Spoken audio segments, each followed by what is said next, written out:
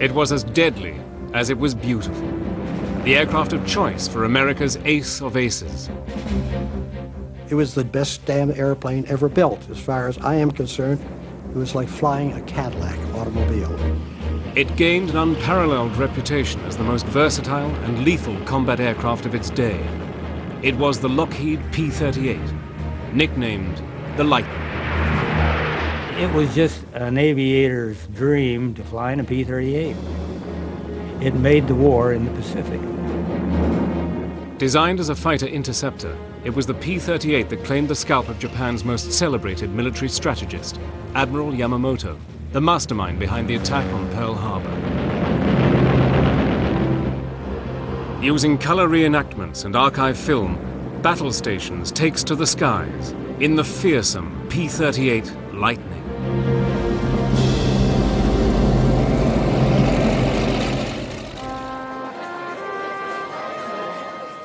As the Wall Street crash of 1929 plunged the US into the Great Depression, its effects were felt worldwide.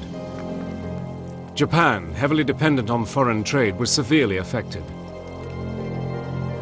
The resulting economic crisis spawned nationalist groups, and the country focused on relieving its domestic troubles by colonizing her Asian neighbors. As Japan emerged as a key power in the region, rivalry with the United States over commercial and territorial interests grew, bringing the risk of confrontation. Japan's aggressive expansion in the region was spearheaded by its sophisticated monowing fighters. America's Air Corps, equipped with obsolete biplanes, needed to modernize, and quickly. In February 1937, the US Army Air Corps issued proposal number X-608, calling for an advanced pursuit interceptor aircraft that would be able to perform at previously unheard of levels. We had very few planes that could keep up with the speed of the German planes or even the Japanese planes, so they needed something that would be able to be competitive. The specification called for a desired speed of 400 miles per hour, 100 miles per hour faster than any other military aeroplane of the day, and able to operate efficiently at altitudes of 20,000 feet or more. It would be armed with a 20-millimeter cannon. It was an ambitious proposal. 6 contractors, among them Lockheed, submitted designs. A senior figure of Lockheed's design team was a man who would become a legend.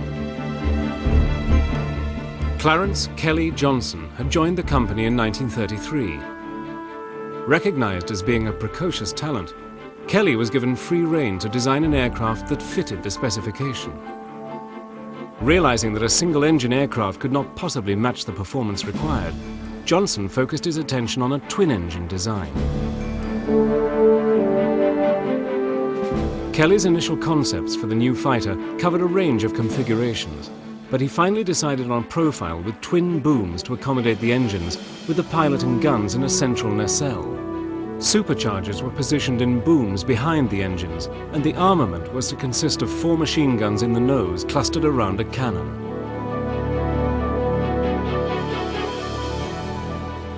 It's really a beautiful looking machine.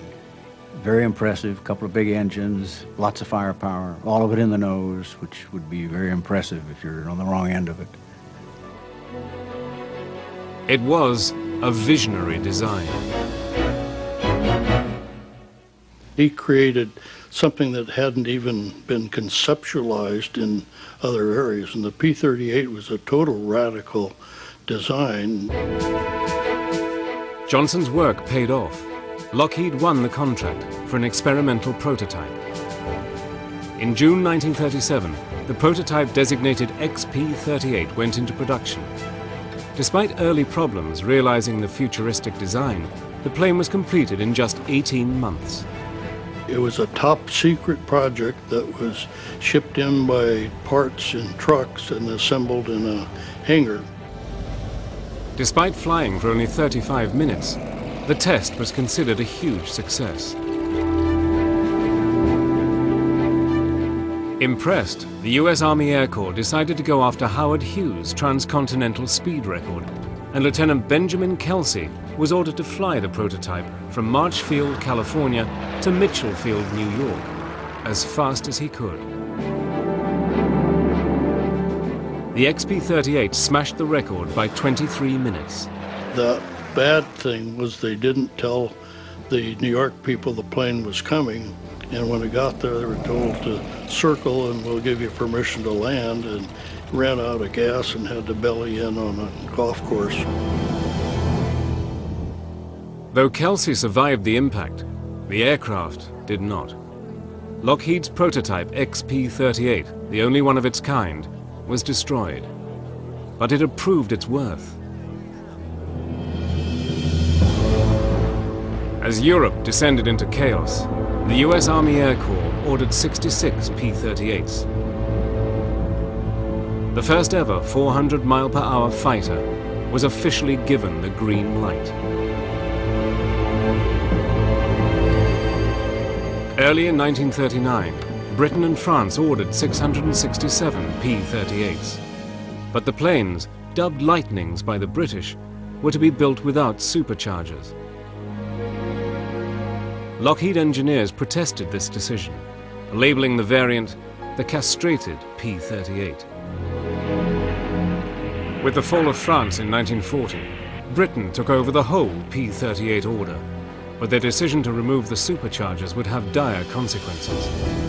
Having taken delivery of just 3 castrated Lightnings, the RAF realized that the plane's performance was severely limited. The British didn't like the airplane, and they had been in conflict for quite a while, and they knew airplanes, and they didn't want that thing, and it was a real dog. It didn't have some turbo, it didn't fly high, all the props turned in the same direction. Faced with an inferior fighter, Britain cancelled the entire order. From now on, the P-38 would be solely an American fighter. But its entry into service was not a smooth one. As P-38 pilots would soon find out, its problems were just beginning.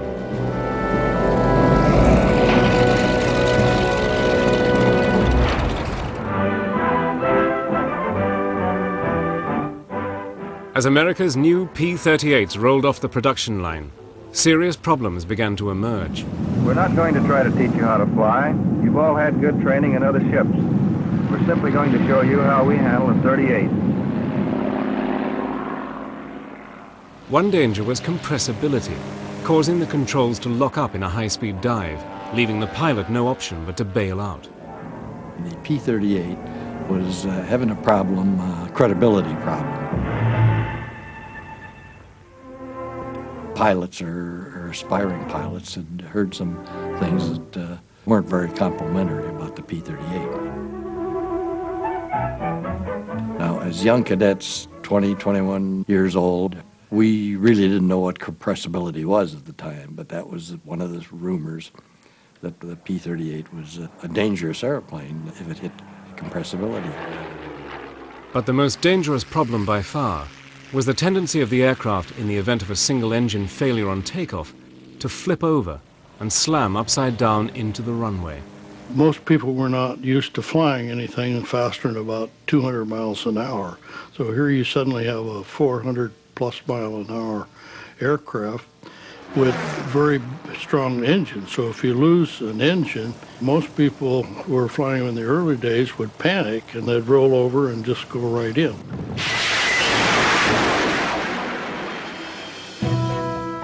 Modifications to the P-38s followed. The plane's Allison engines underwent a structural redesign, and outward-turning props were added to reduce the effects of torque. These modifications would make the plane more stable during flight.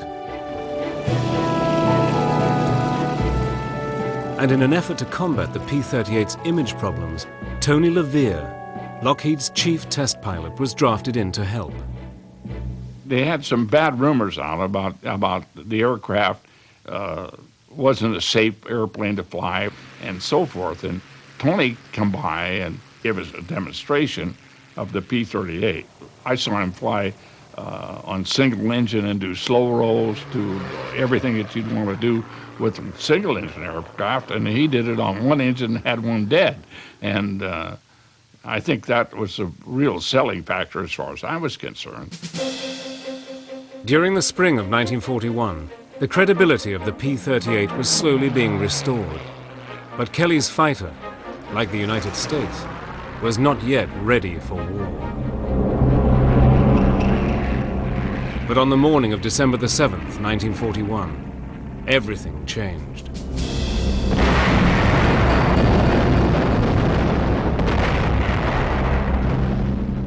In the days following the attack on Pearl Harbor, the Japanese, guided by Admiral Yamamoto, scored a series of crushing victories in the Pacific. The Pacific Fleet had been all but destroyed, and MacArthur's army in the Philippines began its ill-fated retreat. By capturing Wake Island, Dutch New Guinea, and the strategic port of Rabaul, Japan gained the upper hand across the Pacific. Reeling from this series of body blows, America prepared to send its aircraft to war. In accordance with the Allied Europe First strategy, the US sent its older P-39s to the Pacific and its new P-38s to Britain. We who went to the Southwest Pacific, any place in the Pacific, we were just sent there more or less as a holding detail to try to stem the flow and hold on to what we had and keep the Japs from capturing any more. But the Lightning's performance in Europe fell short of expectations. Operating at altitudes of around 15,000 feet, far lower than it had been designed for, the large twin-engined Lightning proved to be considerably less maneuverable than smaller Axis aircraft like the ME-109. But the P-38's devastating firepower often compensated for its lack of maneuverability at low altitude.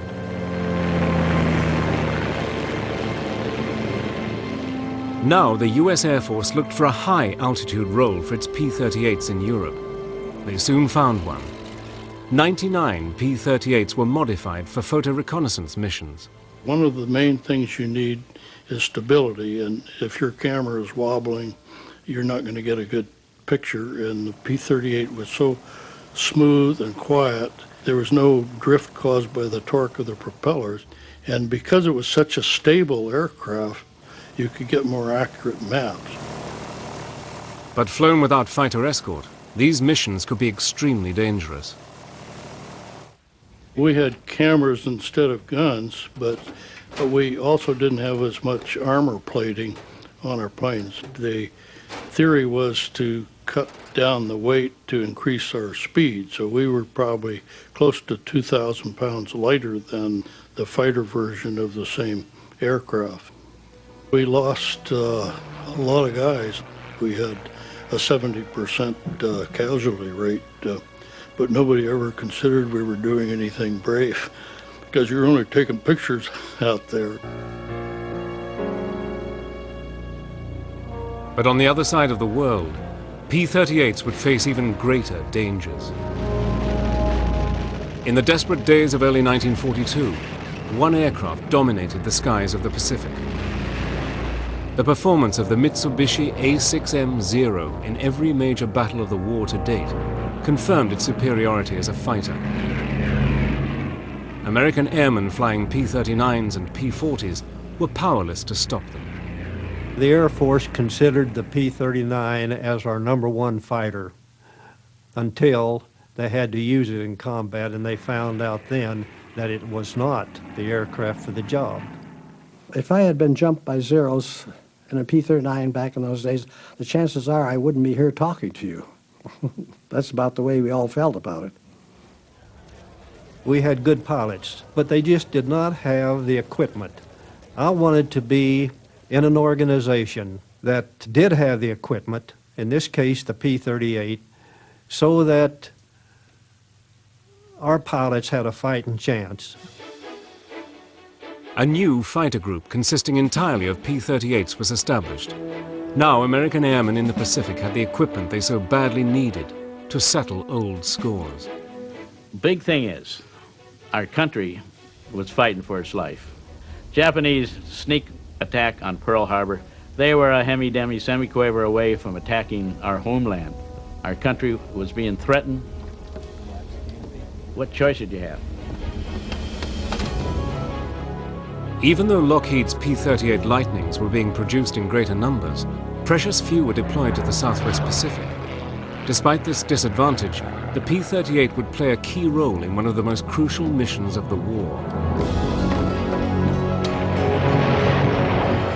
After Japan's crushing defeats at Midway and Guadalcanal, Admiral Yamamoto, the strategic mastermind behind the infamous attack at Pearl Harbor, planned a tour of frontline bases to restore flagging morale. On April the 13th, 1943, American codebreakers intercepted a message which included explicit details of Yamamoto's schedule. A plan to intercept was devised.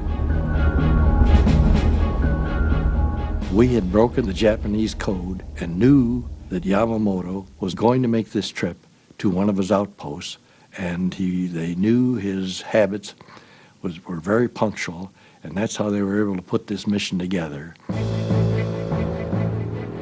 At 8 a.m. on the morning of April the 18th, a flight of P-38s from the 339th Fighter Squadron took to the skies. They sent 16 P-38s. 12 of them would be top cover, and 4 of the P-38s would be the attack group.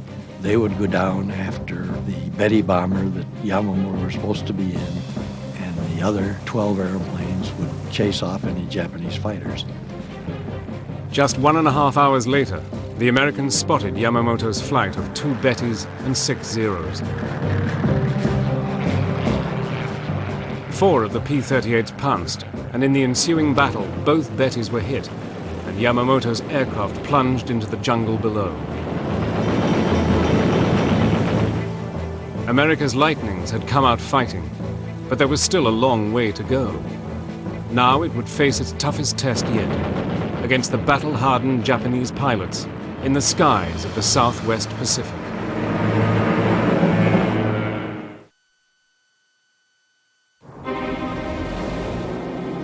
With the death of Japan's leading admiral, America launched an all-out offensive against Japanese air power in the South Pacific. The enemy's advance had been halted. Now the United States Army Air Force would fight back. From bases on the eastern coast of New Guinea, they would attack the fearsome aerodromes of Wewak and Rabaul.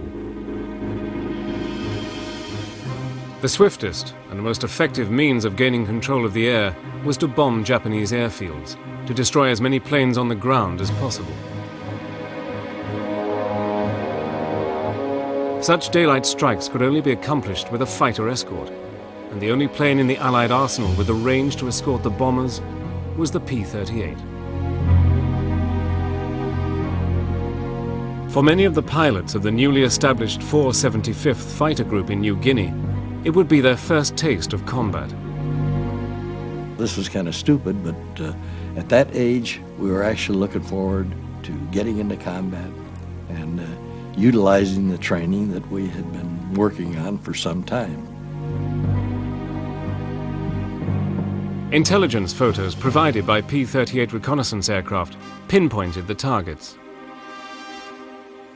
We had a 5th Air Force a briefing where the command would get up and brief the desires and give us a plan, and it was to send the B-25s in low with P-38 cover and destroy the targets. We flew a long distance over water before we hit a target. We were probably 200 miles away from a target before we climbed to altitude, whatever our bombing altitude was. We would pick up the fighters along the way. They would S-turn in front of us before we got to the target. Typically, the Japanese Zeros would hit you before you got to your target.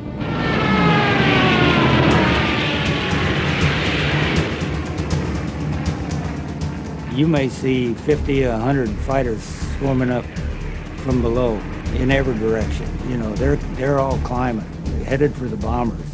That's what they want. They got to keep those bombers out of there. And of course, our job is to get in there and swarm with them and keep them off the bombers. And that's about what it looks like. If you've ever seen a person getting hit by a swarm of bees, that is what it looks like when you get in combat. Because you've got airplanes coming in from every direction, your own, yours, enemies, everybody.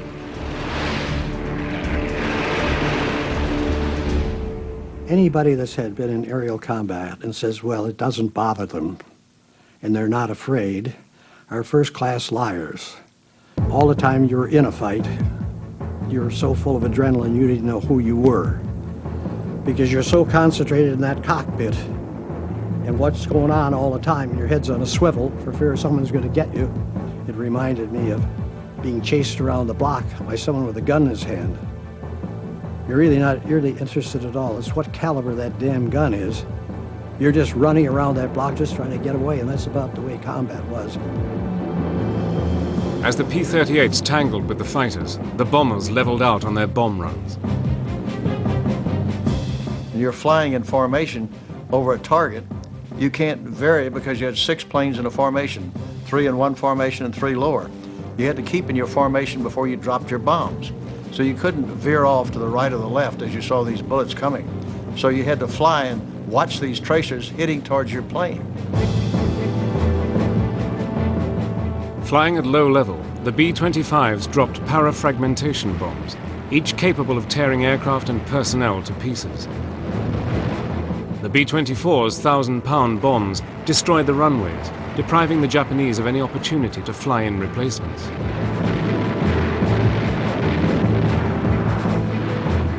But it wasn't just the bombers who did the damage. As you're out there, everybody's yelling at you, "Jake, that's mine." Each guy was trying to pick off a plane of his own. And I got behind one. The first time I fired those guns, it just about blew that plane right off the map of the world. It just practically exploded as it went over the top of me. Parts were flying all over the place. When the P-38s would fire all their machine guns, they hit a Japanese Zero. The Zero generally blew up in flames. That was the end of it. I was just amazed. It just tore holes all the way up there, and when it hit the wing flew off, the engine and all. And of course, he rolled over and went in. That was close enough that I realized that 20 millimeter in that nose was so destructive. Throughout August 1943, pilots of the 475th Fighter Group flew hundreds of sorties to Wewak, destroying 41 enemy aircraft for the loss of only 3 Lightnings.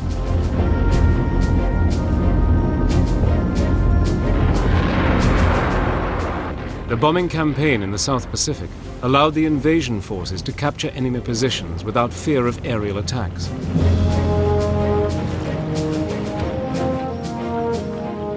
As the Japanese retreated, the US Army Air Force advanced, occupying the bases that they had so mercilessly bombed. It might take them 3 or 4 days to get it cleaned out, an area to where we could get in after we'd blown everything to pieces. The engineers went in and laid down a runway that we could use. They'd go in there and have a base cleaned out and a strip put in, and in a couple of weeks, it was unreal.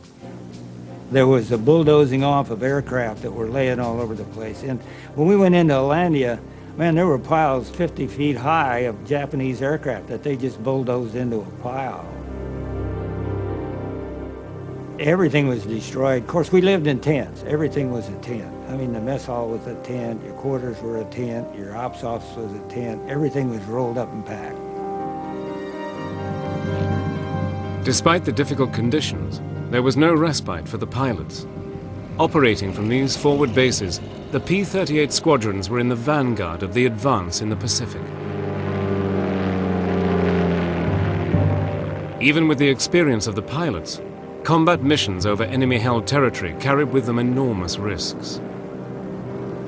You got to be off your rocker to want to be a fighter pilot, because it's like these little Dodgem cars you see in these carnivals all, where people are chasing around these Dodgems and they're bumping into each other. Only visualize yourself sitting on top of a 55-gallon drum of gasoline, chasing it around in, like Dodgems, and firing incendiary bullets at each other. Imagine what's going to happen. You've got to be nuts.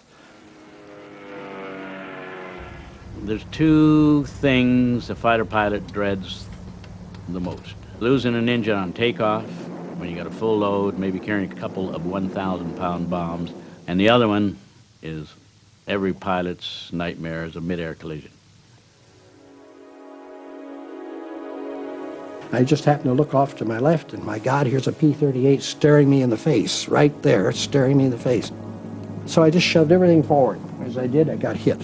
It was like being hit by a Mack truck.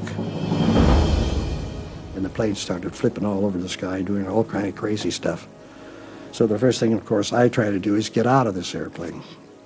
I've got the windows rolled down. I'm going to get out. Now I forgot I got the oxygen mask on. I still got the earphones hooked on.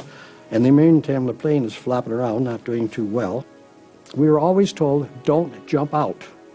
Because if we do, and that stabilizer, horizontal stabilizer back there hits you, it'll break your neck or break your back and you're dead.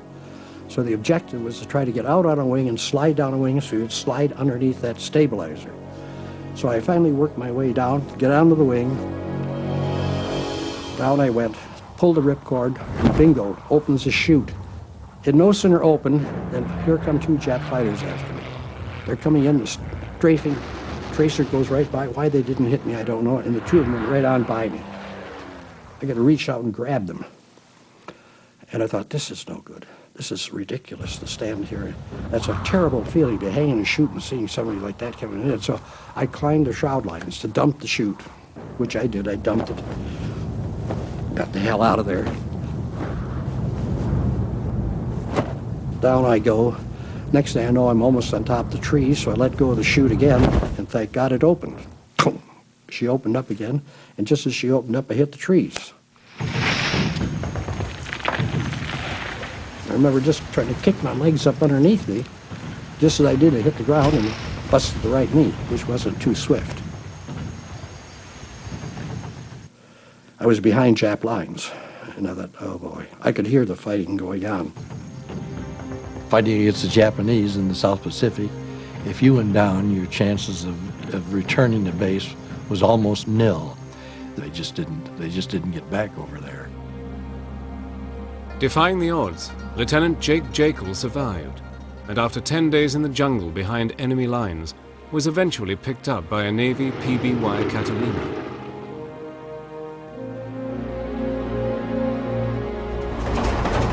By late summer 1943, the US had turned its attention to the mighty Japanese stronghold at Rabaul. Once again, the P-38s were called in to escort the bombers around the clock.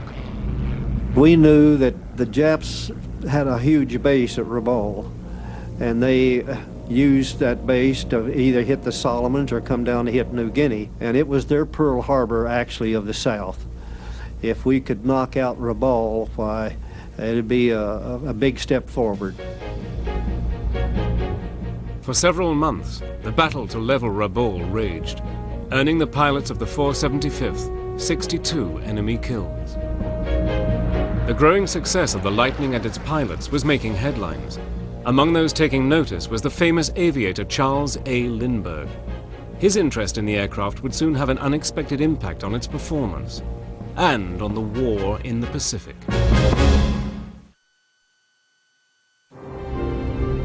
The P-38's formidable drive up through New Guinea had attracted the attention of America's lone eagle, Charles Augustus Lindbergh. In 1927, Lindbergh's solo transatlantic flight had delighted the world. Only months before America entered the war, the famous aviator, a firm isolationist, had resigned his colonelcy in the Army Air Corps Reserve. Now, eager to fly, Lindbergh had sought reinstatement, but Roosevelt's administration had refused. In June 1944, without the knowledge of the White House, Lindbergh visited the 475th Fighter Group. He was curious to find out more about America's only twin-engine fighter, an aircraft he had never flown. He was a consultant to design a twin-engine fighter for the Navy. And he was always asking questions, what do you like about a twin-engine fighter? What kind of armament do you like, you know? What range do you think it off? What kind of combat ability? He wanted to know all the answers. Almost immediately, Lindbergh discovered a crucial variable that would affect the performance of the P-38.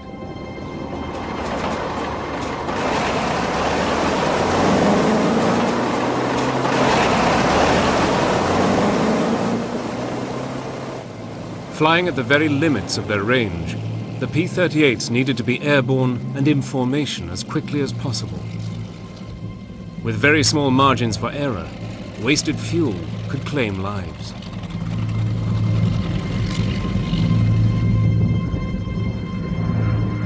We poured the coal on and started taking off on this mission, and I get almost all the way around. I look down there and there's an airplane on the runway blocking everybody.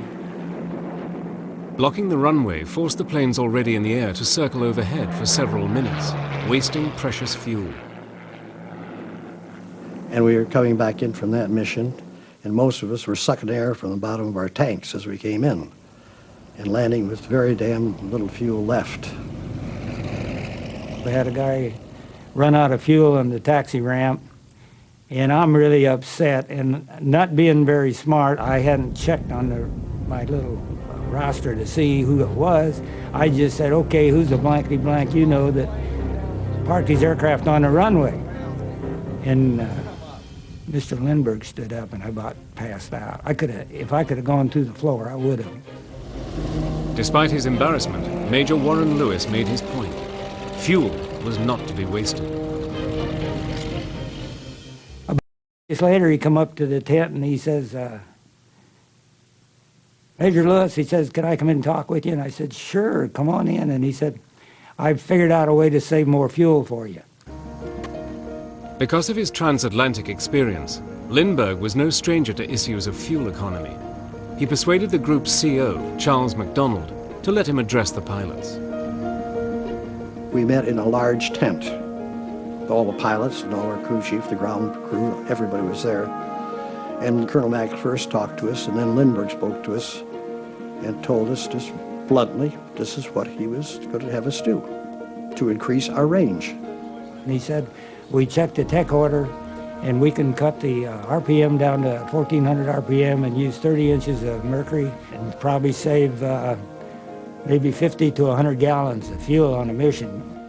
Of course, when our crew chiefs and all our line chiefs all heard this, they thought, oh, come on, it'll wreck the engine. It says burn the engines out. This is a dumb thing to do.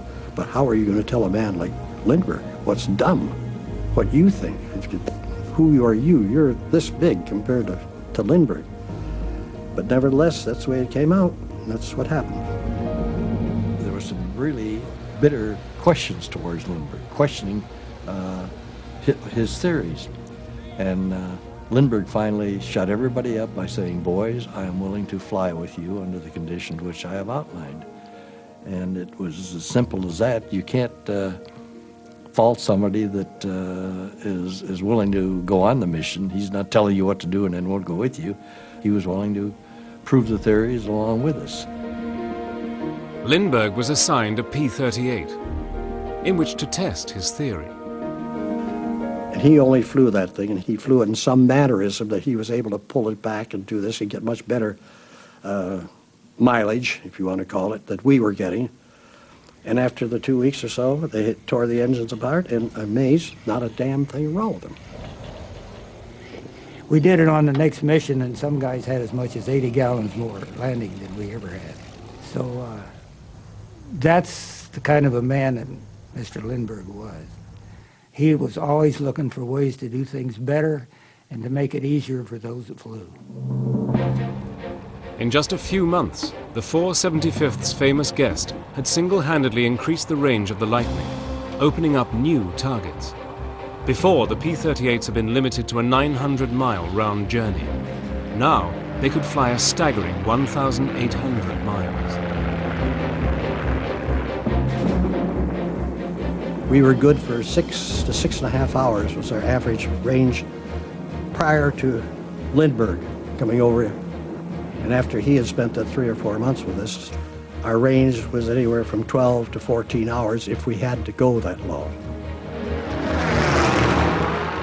Lindbergh, a civilian observer, had already taught the P-38 pilots how to double their range, but he was hungry for combat. In July, he got his chance. Flying unauthorized on a patrol with the 475th, he shot down an enemy aircraft.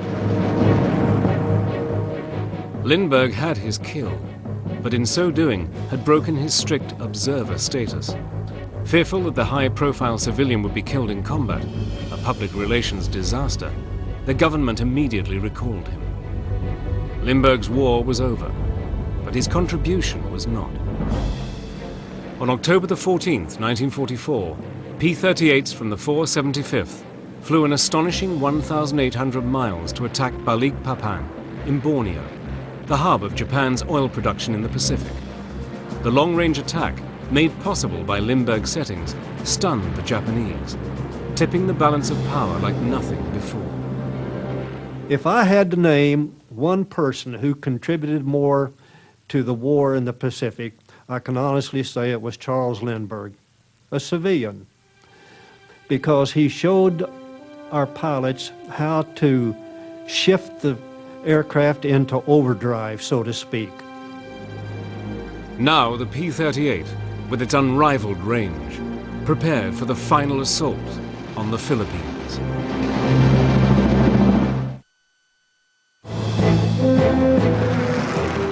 From September 1944 onwards, the American advance in the Philippines focused on the very heart of Japanese air power in the region.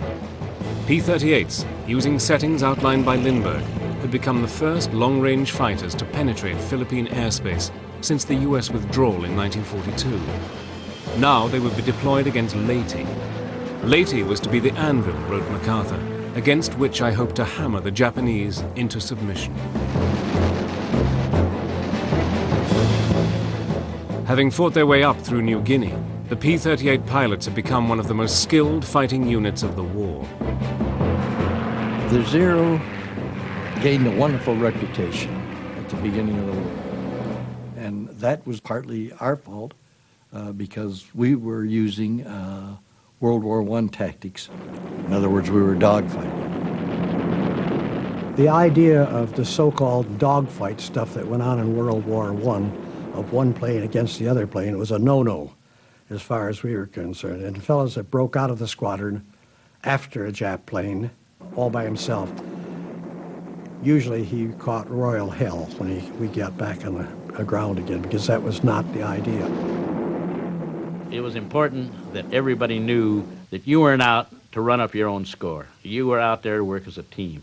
And that's one of the things, one of the big reasons in my judgment, in addition to superior equipment, that we had over the Japanese was our tactics. We tried to maintain 300 miles an hour and never tried to climb or turn with the Jap airplane because they could out-climb and out-turn you. And so you went away from them and then turned around and come back and took another shot. And that discouraged the hell out of them. You have a very high airspeed. You made passes at them, and they were always the hunted, and we were the hunters. In the Philippines, Major Thomas B. Maguire scored the group's first kill of the campaign, his 25th of the war, making him the leading ace of the group. He was such a great shot. He didn't need a gun sight. He just aimed the airplane and shot people down. And he was probably the best, in my estimation, the best pilot that ever flew a P-38. Tommy was driven by a fierce, aggressive, strong attitude toward being a world's greatest fighter pilot. And he was going to make it no matter how he did it. And he was a great fighter pilot. This guy could shoot. But leading the charge in the Philippines was the group's CO, Major Charles MacDonald. Every time we had the toughest mission coming up, our first mission said to Rabaul, who led us was Colonel Mack. He wasn't a desk operator sitting back and say, you guys do this, you guys take that machine gun desk and that kind of stuff. Colonel Mack led us. When we first went into Wewak, Colonel Mack led us. When we first went back, the first missions we made to the Philippines all the way from New Guinea, who led us? Colonel Mack led us. Oh, he was a terrific leader. That was one of his attributes. He was a great planner, and he was a great fighter pilot. Some people are just natural hunters, you know, and these were hunters of aircraft. In the autumn of 1944, the US Marines stormed ashore at Leyte. As almost 20,000 US troops from the 6th Army toughed it out to take and secure the heavily defended island airstrips, P-38s played a key role, strafing troop barges in support of the ground operations.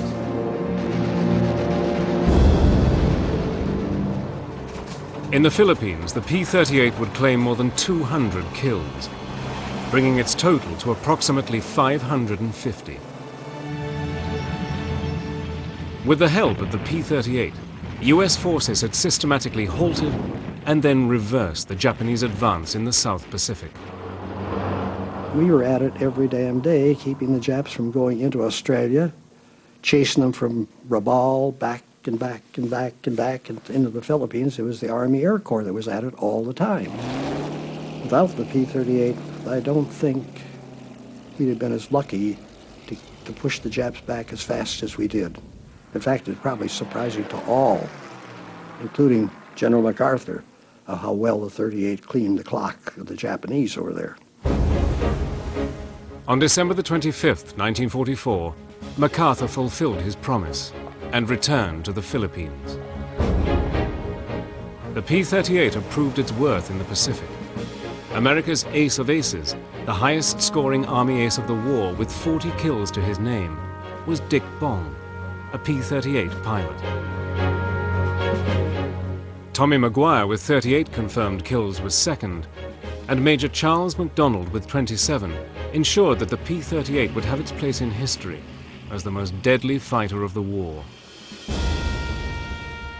As final preparations were made for the invasion of the Japanese home islands, the P-38s remained at the heart of the Allied stranglehold on Japan herself.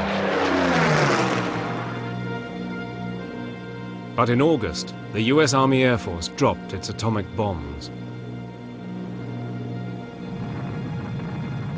Now, P-38 reconnaissance planes bore witness to the total destruction of the enemy. We were up at about 18,000 feet, and we could see it for probably 8-10 miles before it got there. And it was very interesting because we had done a lot of bomb damage assessment where normally you can tell the type of bombs that were used. It was sort of like, wow, that must have been one hell of a bomb. And it was something that left enough of an impact that it's forever burned in my memory. The awesome power unleashed by the US had ended Japan's resistance. World War II was over. During its 4 years of combat, the Lightning had grown from an undesirable contender into a reliable champion. In just 2 years, no less than 41 P-38 aces had been created, and the aircraft itself had destroyed more Japanese planes than any other US fighter. I think the 38 was responsible for winning the war in the Pacific almost. I mean, that's, you know, a big statement, but it had an awful lot to do with it. Not only was it a good fighter, it was a good dive bomber, and they also had the F-4 and the F-5, which were the photo versions. It was a wonderful aircraft. As I like to say, saved my butt down there in World War II.